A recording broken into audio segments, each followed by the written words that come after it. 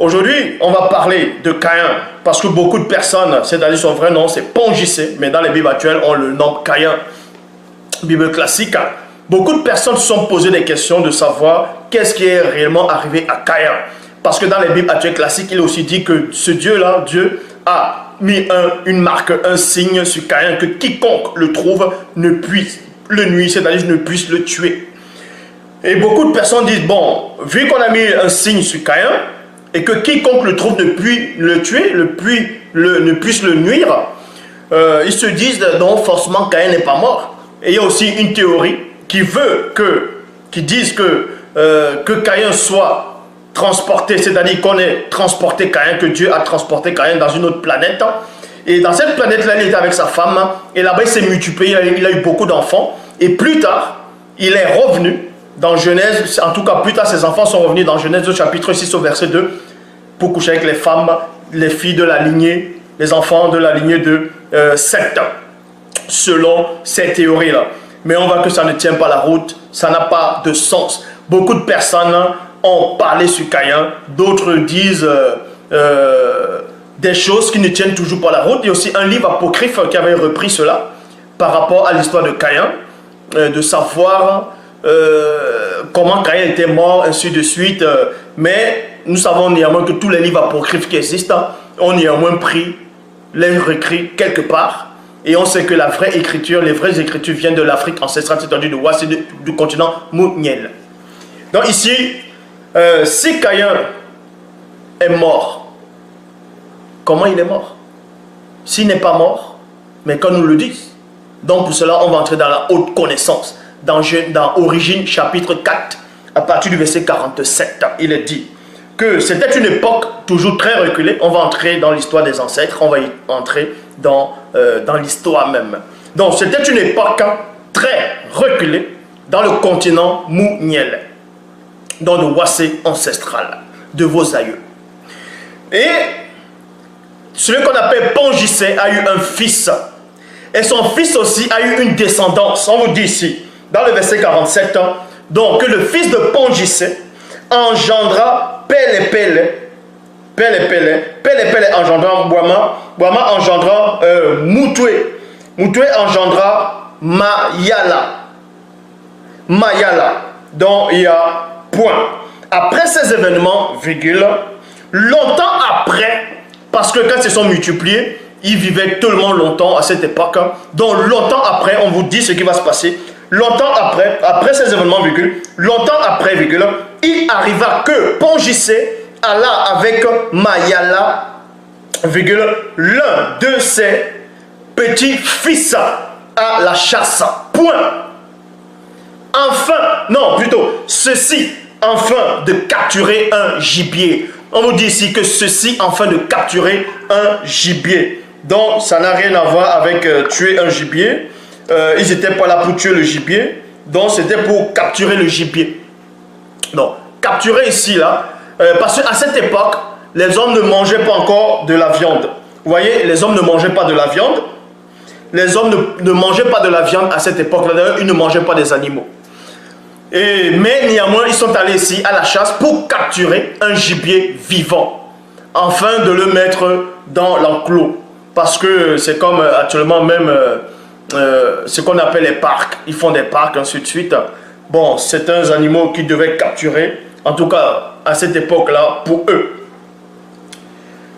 Après ces événements, virgule, longtemps après, il arriva que Pongissé alla avec Mayala, l'un de ses petits-fils à la chasse. Point. Ceci afin de capturer et non de tuer, mais de capturer un gibier. Point. Parce qu'il y en a aussi, actuellement, il y en a qui le font, qui vont à la pêche, ils vont capturer des gros capres, les capres, mais ils prennent des photos, mais ils ne les tuent pas.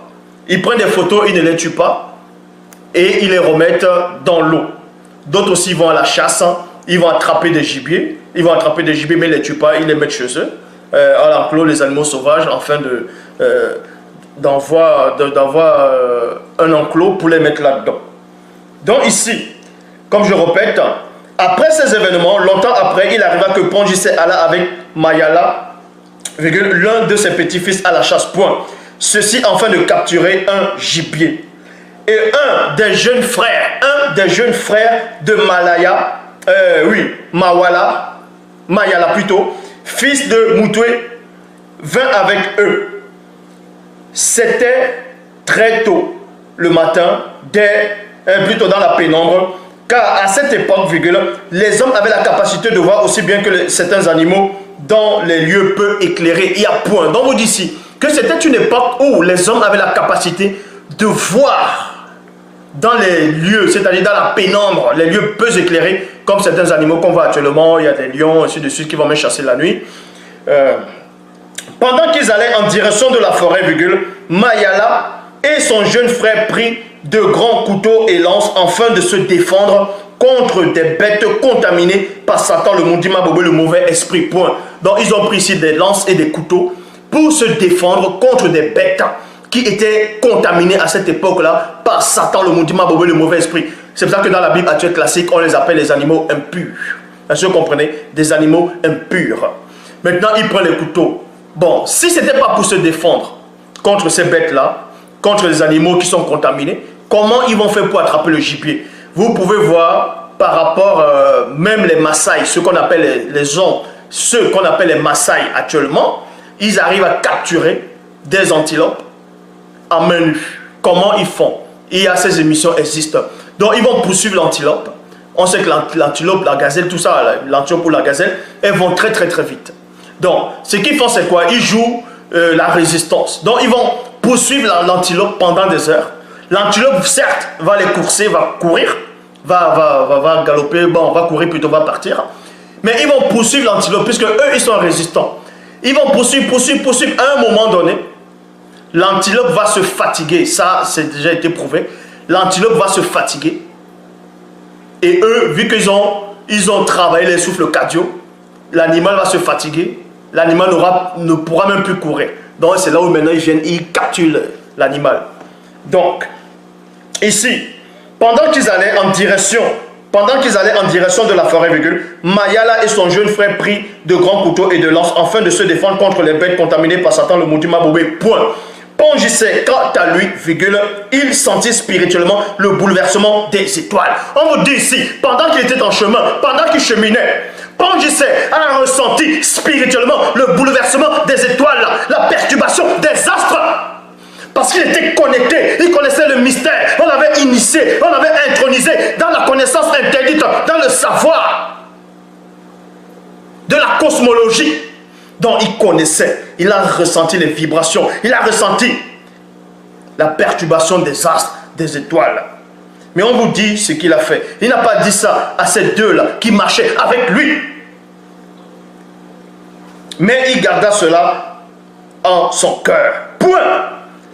Arrivé à la forêt, Pongissait ainsi que Mayala et son jeune frère virent un grand gibier. Ce n'est pas le jeune frère de Caïn, puisqu'il était déjà mort. Donc, et vit un grand gibier de loin et se séparait afin de se rapprocher et d'attirer le gros gibier vers le lac qui se trouve dans cette forêt. Point. Pongissait, c'est-à-dire Caïn, alla de son côté, tandis que Mayala et son jeune frère allaient ensemble. Il y a point. Donc, comme je dis, il y a un livre apocryphe qui essaie de parler de ça, mais ils se sont gourés complètement. Il y a beaucoup de livres apocryphes, on sait d'où ça vient. Quelques temps après, Mayala et son jeune frère s'approchaient du gros gibier à petits pas, derrière les épaisses broussailles plutôt. Point. Dès qu'ils furent tout près du gros gibier, l'animal ressentit aussitôt leur présence. Point. Alors Mayala et son jeune frère sortirent des broussailles en toute vitesse vers le gros gibier. Mayala prit du côté droit, et son jeune frère prit du côté gauche en poussant des grands cris. L'animal prit peur, se mit à courir et alla derrière les broussailles du lac. Donc, l'animal les a coursés, l'animal allait très vite, mais s'est caché néanmoins derrière les broussailles du lac. Derrière les broussailles du lac. On vous dit ici, le jeune frère alla voir derrière les broussailles du lac près d'un grand manguier, donc il y avait un grand manguier là-bas, là, soudain, il entendit des pas et allait en direction. Non, ils ont entendu des pas qui allaient en direction de Mayala. Point. Le jeune frère retourna aussitôt voir Mayala par un raccourci. Donc, quand le jeune frère de Mayala a entendu, en gros, entendu des pas qui allaient en direction vers son frère, il a pris aussitôt un raccourci pour aller avertir son frère. Le jeune frère retourna aussitôt vers Mayala par un raccourci. Dès qu'il fut près de lui, les pas qu'ils avaient entendus tout près d'un grand manguier se firent ressentir de plus en plus en direction d'eux. Et ensuite on vous dit quoi? Alors à peine avait-il vu qui était l'auteur des pas, une ombre sortie des broussailles. Point. Une ombre sortie des broussailles. Quoique eut la capacité de voir aussi bien que certains animaux dans les lieux peu éclairés, le jeune frère ne vit pas clairement celui qui approchait vers eux à cette distance. Il y a point. Soudain, le jeune frère parla doucement à Mayala. C'est le gibier. Donc, il n'avait même pas vu le gibier. Pour lui, vu que il savait où le gibier se trouvait et que le gibier pour lui allait vers la direction vers son frère là-bas. Donc il a pris un raccourci, il est vite arrivé avant ce gibier. Donc quand il entendait des pas dans les broussailles, donc pour lui, il était persuadé que c'était le gibier qui était là. Donc quand il a entendu des pas, il dit à son frère, il n'a même pas, à peine on voit l'ombre qui sort, il dit c'est le gibier. Il crie c'est le gibier. Lorsque Mayala entendit cela, Satan, le Moudima Bobé, le mauvais esprit, l'inspira. Donc Satan a inspiré Mayala ici, là. Satan a inspiré Mayala. Il y a point. Pourquoi inspirer Mayala? Parce que Satan aimait quand le sang puisse se verser. Il aimait verser le sang. Donc, ici, là, il voulait que Mayala puisse tuer ce gibier-là. Que Mayala puisse nuire à ce gibier pour que le sang se verse encore. Est-ce que vous comprenez? Mais Satan, lui, il ne savait pas que exactement ce qui venait là. On va vous montrer, on va vous expliquer pourquoi. Mais Satan lui a inspiré pour que cet homme-là puisse tuer le gibier, pour que le sang puisse couler de nouveau. Donc, on vous dit ici, quand Mayala et son jeune frère s'approchaient, alors un grand cri et un gros bruit se fit entendre. Point. Quand Mayala et son jeune frère s'approchaient pour voir si c'était bel et bien le gibier, Mayala fut complètement stupéfait. Il entra dans un état second et poussa de grands cris de terreur et de douleur. Point. Mayala croyait viser le gibier. Sur la parole de son jeune frère dans les broussailles. Point. Mais en réalité, il avait tué involontairement son ancêtre Tongissé, c'est-à-dire Caïn, avec un grand couteau. Point. Donc, parce que selon la parole que l'entité avait prononcée, même dans les Bibles classiques actuelles, quand on vous dit que Dieu a dit, quand Caïn a dit quiconque va le trouver va le tuer, il a dit qu'on a mis un signe sur Caïn que quiconque le trouve ne le tue pas. En gros, ça veut dire que quiconque trouve Caïn ne puisse pas le tuer volontairement. Donc, dans l'intention de tuer Caïn, personne ne pouvait. Voilà ce que cette prophétie a été annoncée même dans les Bibles actuelles. Mais il n'est pas dit qu'on ne peut pas tuer Caïn involontairement. Volontairement et involontairement, c'est deux choses. C'est pour ça que Satan lui-même ne savait même pas que c'est Tongissé qui était derrière les broussailles. Pourquoi Satan ne savait pas alors qu'il peut voir des choses très loin? Satan ne savait pas parce que la protection sur Caïn pour que quiconque le puisse le voir ne puisse pas le nuire volontairement. Ça voudrait dire que si Satan savait que c'était Pongicé qui était dans les broussailles et qu'il avait inspiré Mayala pour que Mayala tue Caïn, ça revient à dire que c'est Satan aussi a tué Caïn volontairement. Or, Satan ne pouvait pas aller là contre cette prophétie-là, c'est-à-dire contre la marque, ce signe, cette marque divine qui était sur Caïn. Mais Caïn a été tué ici, involontairement. Parce que si c'était volontairement, on ne pouvait pas le tuer. Donc il est bel et bien mort. Caïn, selon la vérité authentique, originelle. Donc je répète. Mayala croyait viser le gibier sur la parole de son jeune frère dans les broussailles. Mais en réalité, il avait tué involontairement son ancêtre Pongicé, c'est-à-dire Caïn, avec un grand couteau. Lors de la mort de Pongicé, son cordon d'argent reliant le corps à son esprit se brisa, ainsi que le lien mystérieux reliant l'âme à l'esprit. En ce moment, l'âme et l'esprit de Pongicé sortit de son corps physique. Point. Ainsi, il mourut physiquement et non spirituellement. Il mourut physiquement. Un puissant Namuloloma, c'est-à-dire ange, fit son apparition et porta son âme. Point. Il l'amena dans le séjour des vivants. Il l'amena dans le séjour des vivants. Mundima dit séjour des morts réservé aux initiés. Donc ici, là, il allait rejoindre son frère. Point.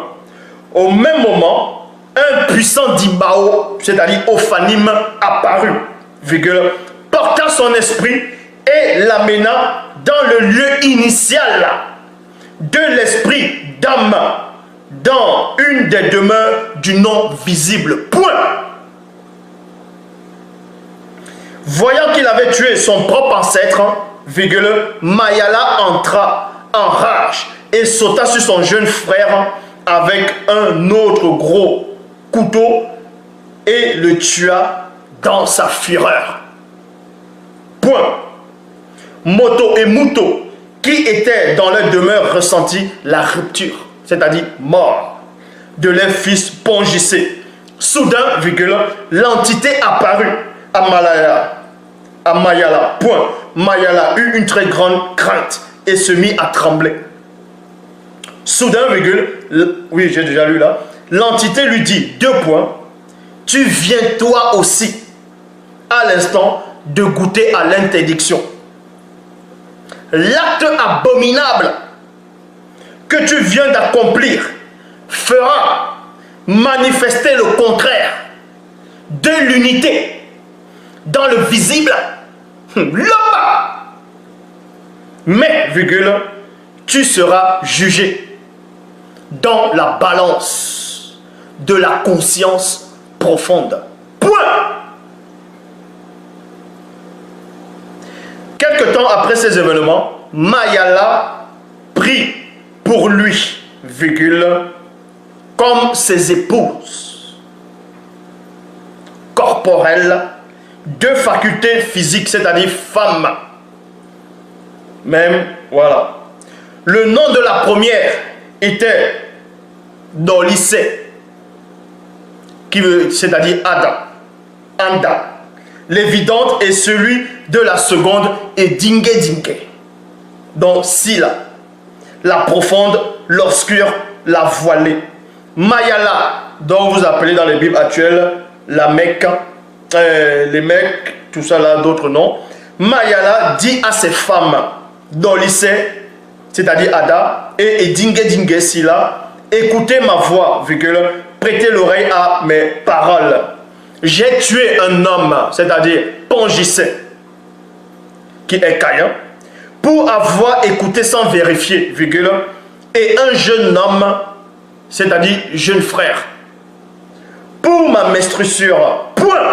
Donc vous voyez, l'acte abominable qu'il a accompli, c'est pour ça que l'entité lui a dit ici, là, l'acte abominable que tu viens d'accomplir fera manifester le contraire de l'unité dans le visible. Le contraire de l'unité, c'est quoi? C'est la polygamie. Donc son acte a créé la polygamie. Quand il dit pas créer, mais manifester la polygamie. L'unité, c'est quoi? Un homme et une femme seuls, comme Loba, par son verbe, avait ordonné. un homme et une femme. Or, son acte abominable a fait en sorte que la polygamie se manifeste. Donc, selon la Bible, on dit que j'ai tué un homme pour ma blessure, un fils de l'homme, et tout ça là pour ma menstruation. Beaucoup de gens sont creusés la tête sans savoir. Ils disent, mais c'est quoi ça? C'est quoi ça? On ne comprend pas. Voici la révélation. Il n'y a qu'un seul enseignant.